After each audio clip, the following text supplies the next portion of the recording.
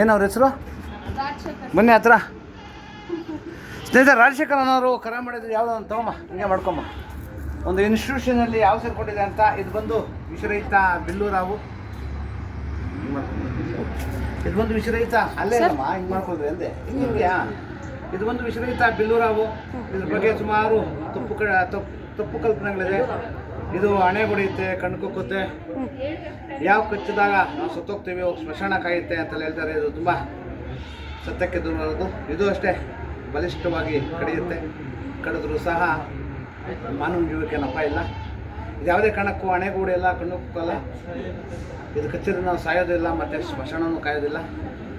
ನಮ್ಮ ಆಂಗ್ಲ ಭಾಷೆಯಲ್ಲಿ ಇದನ್ನ ಬ್ರಾಂದಿ ಬ್ಯಾಕ್ ಪ್ರೀತಿಯಾಗಿ ಕರಿತೀವಿ. ನಮ್ಮ ಕನ್ನಡದಲ್ಲಿ ಇದನ್ನ ಕಂಚು ಬೆನ್ನಿನ ಹಾವು ಅಂತ ಕರಿತೀವಿ.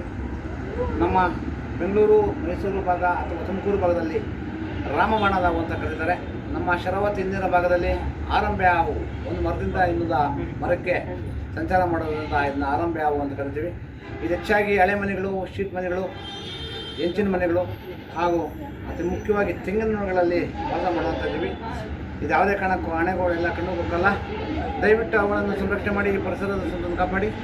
ಎಲ್ಲಾದರೂ ಅವ್ರು ಕಂಡು ಬಂದಾಗ 8453 573053 ನಂಬರ್ ಕರೆ ಮಾಡಿ, ಅಥವಾ ನಮ್ಮ ಅರಣ್ಯ ಇಲಾಖೆ ನಂಬರ್ 1926 ಈ ನಂಬರ್ ಕರೆ ಮಾಡಿದಾಗ ಅವರು ಸಹ ಅವನು ಸಂರಕ್ಷಣೆ ಮಾಡ್ತಾರೆ. ಮತ್ತು ಯಾವುದೇ ಅವನು ಕೊಲ್ಲೋದೇ ಆಗಲಿ, ಹಿಂಸೆ ಮಾಡೋದಾಗಲಿ ಮಾಡಿದ್ರೆ 7 ವರ್ಷ ಜೈಲು, 3 ಲಕ್ಷ ಜೀವನ ಆಗುತ್ತೆ. ಆದ್ದರಿಂದ ಸಾರ್ವಜನಿಕರು ನಿವೃತ್ತವರಷ್ಟೇ ಅಥವಾ ನಮ್ಮ ಅರಣ್ಯ ಇಲಾಖೆ ಕರೆ ಮಾಡಿದ್ರೆ ಅವ್ರು ಬಂದು ಅವನು ಸಂರಕ್ಷಣೆ ಮಾಡ್ತಾರೆ. ದಯವಿಟ್ಟು ಅವನು ಸಂರಕ್ಷಣೆ ಮಾಡಿ.